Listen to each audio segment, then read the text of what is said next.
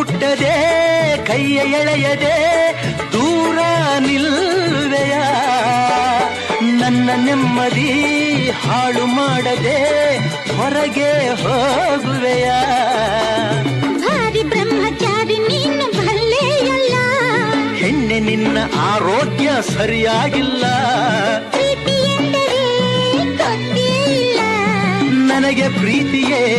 ಬೇಕಾಗಿಲ್ಲ ಬೇಡವೆಂದರೂ ನಾ ಬಿಡುವುದೇ ಇಲ್ಲ ಅಯ್ಯೋ ಚಂದಿರ ತಂದ ಹುಣ್ಣಿನ ರಾತ್ರಿ ಗಾಳಿಯು ತಂದ ತಣ್ಣನ ರಾತ್ರಿ ಹಾಯಾಗಿ